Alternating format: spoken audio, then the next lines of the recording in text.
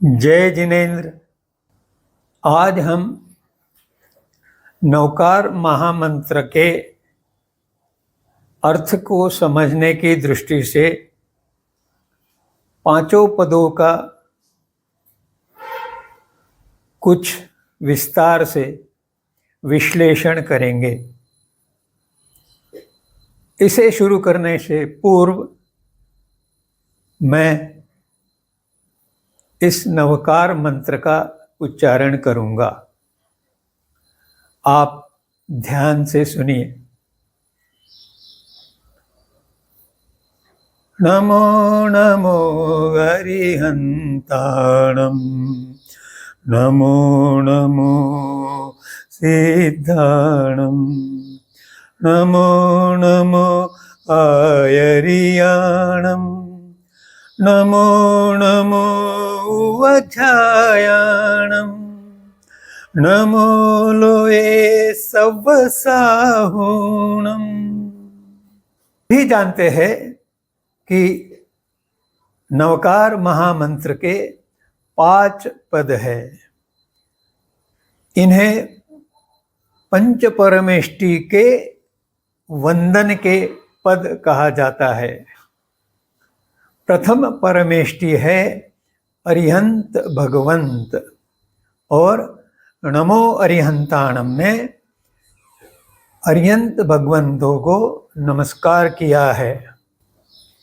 प्रायः यह देखने में आया है कि नमस्कार महामंत्र के जो छपे हुए पृष्ठ वितरित किए जाते हैं भावकों और श्रावकों के लिए, वे अशुद्ध होते हैं, दोषपूर्ण होते हैं। मैं ऐसा क्यों कह रहा हूं, यह प्रश्न आपके मन में उपस्थित हुआ होगा। नमस्कार महामंत्र का पहला शब्द है णमो, अर्थात पहला अक्षर है ण, और सामान्यतः बहुतांश में जो नवकार मंत्र का छपा हुआ पृष्ठ लोगों में बांटा जाता है, उसमें पहला शब्द ही नमो इस प्रकार छपा हुआ मिलता है। अब ण जो बाण में है, यह ण न से भिन्न है, यह तो हम जानते हैं, परंतु उच्चारण करते समय हम उतना ध्यान नहीं देते, और उस कारण नमस्कार महामंत्र के गायन में या जाप में दोष निर्माण होता है, और उसके कारण महामंत्र का जाप दूषित बन जाता है। और यह दोष हमें नवकार मंत्र के जो अपेक्षित लाभ है वे प्राप्त करने में अवरोध उत्पन्न करता है। इसलिए ण इस शब्द का, अक्षर का उच्चारण सही प्रकार से करना बहुत आवश्यक। इस व्यंजन अक्षर का अर्थ है बुद्धि, ज्ञान, समृद्धि, और न इस अक्षर का अर्थ है नकारात्मकता। नहीं, यह बहुत बड़ा अंतर है।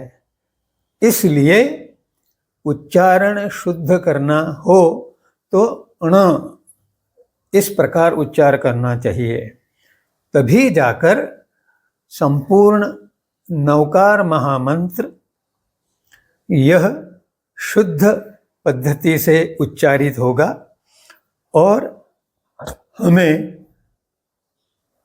उस मंत्र के जाप से मिलने वाले सभी लाभ सहजता से प्राप्त होंगे, अन्यथा गलत उच्चारण करने से न केवल हमें लाभ नहीं मिलेंगे अपितु हमारा नुकसान भी हो सकता है।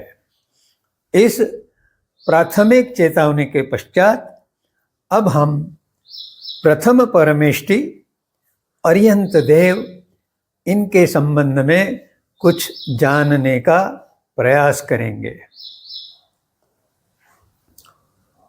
अरिहंत इस शब्द का अर्थ भी सामान्यतः गलत बताया जाता है। कैसे? अरिहंत यह शब्द दो शब्दों के संयोग से बना है, अरि और हंत। अरि इस शब्द का अर्थ है शत्रु और हंत का अर्थ है नाश करना, हनन करना, ऐसा बताया जाता है। इस प्रकार अरिहंत शब्द का अर्थ यह बताया जाता है कि जिसने शत्रु का हनन कर दिया। अब प्रश्न यह उठता है कि जिस जैन धर्म का मूल ठोस आधार अहिंसा सिद्धांत है, उस जैन धर्म में शत्रु का नाश करना इस प्रकार का या शत्रु का हनन करना इस प्रकार का हिंसक शब्द प्रयोग कैसे हो सकता है? कुछ और अधिक अभ्यास करने से संस्कृत के हन इस मूल धातु का एक और अर्थ है जिससे यह कहा जाता है कि हन अर्थात जीतना, हराना, शत्रु को हराना, शत्रु को जीतना, अर्थात शत्रु और हम इनके बीच जो शत्रुता बनी है उस शत्रुता को मिटाना। तब जाकर अरिहंत इस शब्द का सही अर्थ होता है। और भी अन्य अनेक अर्थ है भगवती सूत्र में दिए हुए, वे भी विचारार्थ है, पर आज उसका विवेचन मैं नहीं करूंगा। अब अरिहंत भगवंत अर्थात जिन्होंने पूर्व जन्मों में 20 बोलों के अनुसार आचरण किया, यह आगम में बताया गया है। वे आचरण संक्षेप में इस प्रकार है। वे बोल है श्रद्धान, विनय, गुणानुवाद, चिंतन, ध्यान, ब्रह्म, सम्यक्त्व, आवश्यक क्रिया, वैराग्य, तप, दान, सेवा और जैन दर्शन की प्रभावना आदि। अरिहंत भगवंत केवली होते हैं, परंतु वे सामान्य केवली से भिन्न होते हैं। भक्तामर स्तोत्र में बताया गया है कि अरिहंत या तीर्थंकर भगवंत जब जन्म लेते हैं तो उनके शरीर के बनने के लिए जितने परमाणु आवश्यक है उतने ही परमाणु शुद्ध स्वरूप में होते हैं। अब परमाणु अनंतानंत है, विश्व में सभी ओर बिखरे हुए हैं, परंतु अपनी घनघोर तपश्चर्या और अभी जो 20 बोल बताए उसके मार्ग अनुसार की गई तपश्चर्या, यह उनके लिए विश्व के वातावरण में ऐसे मर्यादित परमाणु उत्पन्न करती है जो उनके तीर्थंकर भव जन्म के लिए आवश्यक है।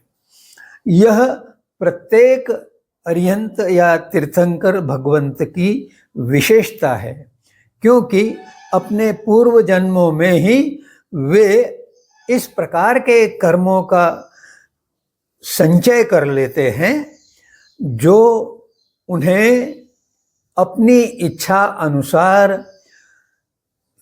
विश्व के सभी जीवों के तारण हेतु उपदेश करने का उद्देश्य सफल कर पाते हैं। इन परमाणुओं से जब गर्भ बनना प्रारंभ होता है, उस समय तीर्थंकर भगवंत की आत्मा उस गर्भ में प्रवेश करती है और उसमें जीव या प्राण उत्पन्न करती है। आधुनिक विज्ञान भी यह कहता है कि स्त्री के अंडाणु और पुरुष के शुक्राणु, इनके संयोग से एक युग्म बनता है जिसे जाइगोट कहा गया है। एग सेल और स्पर्म सेल, इनके संयोग से यह युग्म बनता है, यह जाइगोट बनता है। अब इस जो दंपति संतति की इच्छा करते हैं, उन्हें उससे पूर्व काल में कई बातों का ध्यान रखना चाहिए, यह जैन विज्ञान कहता है। ऐसी कौन सी बातें हैं? कल्पसूत्र में इन बातों का भली भांति विवेचन किया गया है और आगमों में भी इसका विस्तार से विवेचन मिलता है। प्रथम बात, पति और पत्नी दोनों का पूर्ण विकास हुआ है, यह आवश्यक है। यह नहीं कि या बालिका छोटी है 16, 17, 18 साल की, या बालक छोटा है 16, 17, 18 साल का। इस अवस्था में विवाह करना जैन दर्शन में अनुकूल नहीं माना गया है। स्वास्थ्य के साथ साथ आयु, ब्रह्मचर्य आश्रम के 25 वर्ष की मर्यादा, इसी दृष्टि से जैन विज्ञान आगे बढ़ाता है। तात्पर्य यह कि पति और पत्नी दोनों की आयु परिपक्व हो चुकी है, जिससे वे संतति उत्पन्न करने की भावना पाल सकते हैं। और स्वास्थ्य अच्छा हो तो उसका प्रभाव गर्भ पर भी होगा। अगर माता पिता स्वस्थ नहीं हैं तो गर्भ भी स्वस्थ नहीं होगा। इसलिए स्वास्थ्य की ओर पति और पत्नी दोनों को ध्यान देना चाहिए। दूसरा, पति और पत्नी को हमेशा सदा प्रसन्न रहना चाहिए, खुश रहना चाहिए, क्योंकि प्रसन्नता की भावना, सकारात्मकता की भावना, यह गर्भ पर भी प्रभाव डालती है। यही नहीं, परिवार में भी वातावरण इस प्रकार हो, मैत्रीपूर्ण हो, स्नेहपूर्ण हो, वात्सल्यपूर्ण हो, इस प्रकार का वातावरण अगर रहा तो वह वातावरण भी पति पत्नी को प्रसन्न रहने में सहायक बनता है। गर्भवती स्त्री के कक्ष में आजकल ऐसे चित्र लगाए जाते हैं जो उसके मन को प्रसन्न बनाते हैं। एक छोटा सा बालक मुस्कुराता हुआ, एक जन्म प्राप्त किया बालक अपनी रोने की उसकी मधुर आवाज़, या बच्चा सोया है पर उसके मुख पर हंसी है। इस प्रकार के अनेक चित्र लगाए जाते हैं जिससे उस स्त्री के मन में प्रसन्न और उल्लासमय विचार बनते रहें। इसी प्रकार और भी कई बातों का उल्लेख किया गया है। यहाँ विज्ञान के साथ जो समानता है वह बताते हुए मैं यह कहने का प्रयास कर रहा हूँ कि जैन दर्शन बहुत ही वैज्ञानिक है। आज के विज्ञान से 2500 वर्षों से भी पहले से ही वह वैज्ञानिक रहा है। आगे अन्य चित्रण में अर्थात वीडियो में बताऊंगा। आज रुकते हुए जय जिनेंद्र।